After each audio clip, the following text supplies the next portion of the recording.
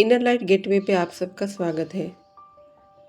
क्या आपको भी लगता है हमारा जीवन हमारे हाथ में नहीं है, हमारे माता पिता के हाथ में है या समाज के, परिवार के हाथ में है, हमारे भगवान के या हमारे गुरु के हाथ में है?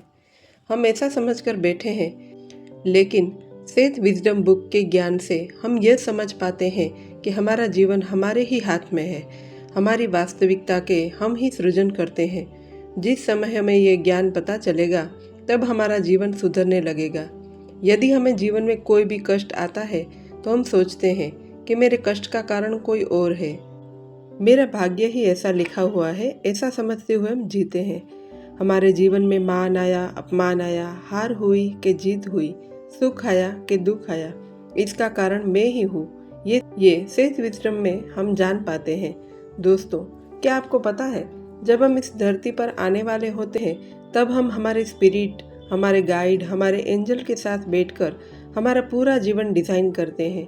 कौन से देश में जन्म लेना है, कौन से स्वभाव के माता पिता के घर में जन्म लेना है, परिवार के लोग कैसे होंगे, कौन से कर्मों को बैलेंस करना है, कितना सुख होगा, कितना दुख होगा, कौन से लोग हमें क्या लेसन देंगे, हम हमारा कार्मिक बैगेज कितना क्लियर करेंगे, कितनी अपनी आत्मा की उन्नति करेंगे, माता पिता, पति पत्नी, भाई बंधु, संतान, परिवार के लोग कैसे होंगे, कितना जीवन जिएंगे, कैसा जीऊंगा, वो सब हम डायरेक्टर की तरह हम ही डिज़ाइन करते हैं।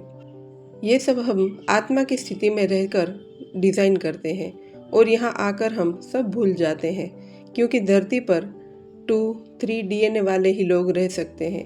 यहाँ का नियम है, धरती पर आते ही आप सब कुछ भूल कर आते हैं ताकि अपना कार्य, अपना लेसन आप अच्छे से कर पाएं। हमारे द्वारा कई कई जन्मों में किए गए जाने अनजाने कर्म हम रिलीज कर पाएं, उन्हें बैलेंस कर पाएं। दोस्तों, क्या आपको पता है आत्मा के भी 4 पड़ाव होते हैं?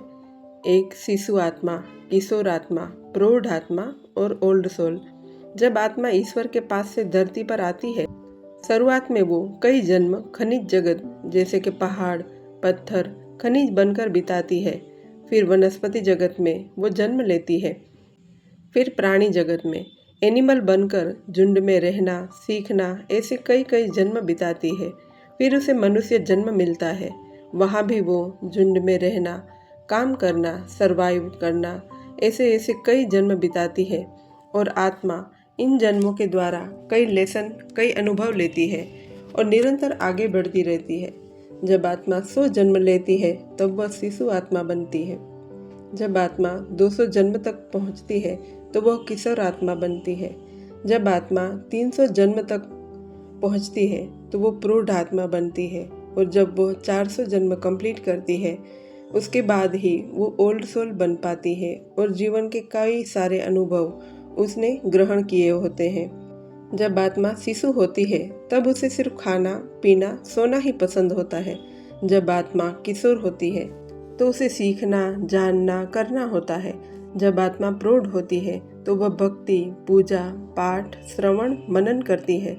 जब आत्मा ओल्ड सोल होती है तो जानती है कि ईश्वर क्या है, मैं कौन हूँ, यह धरती क्यों है, क्या इस धरती के पार भी कुछ है, मेरी मुक्ति कैसे होगी, मैं इस जन्म मरण के चक्रव्यूह से कैसे निकलूं।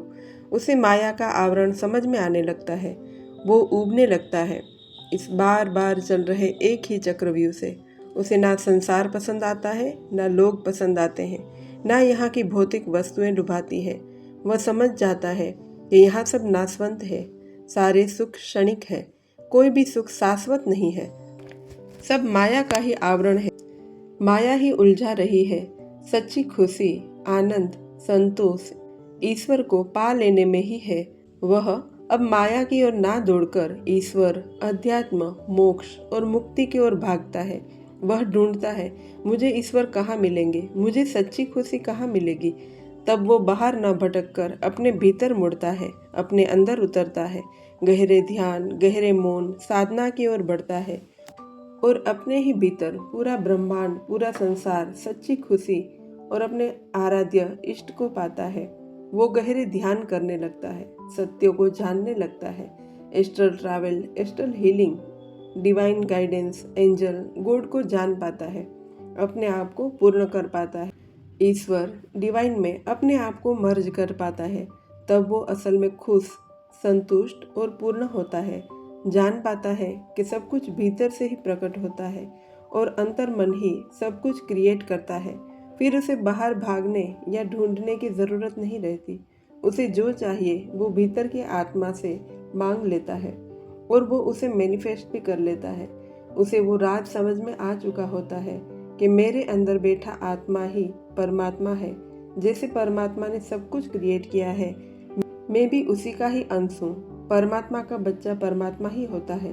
वो भी जो चाहे क्रिएट कर सकता है, चाहे दुख हो या सुख हो, वो सब उसका खुद का ही क्रिएशन होता है। हर रोज ध्यान करें, अपनी फ्रीक्वेंसी को हाई करें और जीवन में चमत्कार होते हुए देखें, क्योंकि ये पूरा जगत ऊर्जा से चलता है। और अब तो ये धरती भी हाई फ्रीक्वेंसी की ओर बढ़ रही है। उसमें कई सारे बदलाव आपको देखने को मिलेंगे। यहाँ पर रहने वाले मनुष्य, जीव में आप बदलाव महसूस करेंगे, क्योंकि अब समय बदल रहा है। कलयुग से सतयुग का आरंभ होने जा रहा है। तो काफ़ी सारे बदलाव के अनुभव हम अब करने वाले हैं। जो मनुष्यों के लिए अच्छा नहीं है, वो सब धीरे धीरे नष्ट होने लगेगा।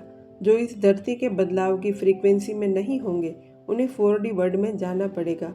और जब धरती 5D में आ जाएगी, तब वो सारी आत्माएं इवोल्व होकर धरती पर आएंगी। हमें इस परिवर्तन के लिए तैयार रहना चाहिए। आप सोच रहे होंगे, क्या परिवर्तन शुरू हो गया है? तो हाँ, लोगों के अंदर इमोशन बदल रहे हैं। लोग अपने अंदर ही अंदर बदलाव महसूस कर रहे हैं और प्रकृति में भी बदलाव हो रहे हैं। हमें इस परिवर्तन को स्वीकार करना है। आइए जानते हैं हम इस परिवर्तन में क्या कर सकते हैं। तो इस परिवर्तन में हमें बस स्थिर, शांत, स्वीकार भाव में रहना है। जो भी हो रहा है वो होकर ही रहेगा और जो भी होगा वो हमारे अच्छे के लिए ही होगा। भरोसा रखें प्रकृति, ईश्वर, डिवाइन एनर्जी पर, और आप सहज ही इस बदलाव में ढल पाओगे। दोस्तों, क्या हमें इस अंधकार में ही रहना है या प्रकाश में भी जाना है? आपका आंसर कमेंट में ज़रूर बताएं। हर कोई प्रकाश में ही जाना चाहेगा। अंधकार किसको पसंद है? तो बस अपने आप पे काम शुरू कर दीजिए। रोज ग्रेटिट्यूड कीजिए, प्रकृति में समय बिताइए, ध्यान करें, अफर्मेशन बोलें। जो आप अपने लिए क्रिएट करना चाहते हैं वो अफर्मेशन बोलें और अपनी ऊर्जा को ऊपर उठाएं और अपनी एनर्जी को बदलता हुआ देखिए। धन्यवाद दोस्तों, आज के लिए इतना ही। फिर हम मिलेंगे आपसे एक और नए टॉपिक के साथ।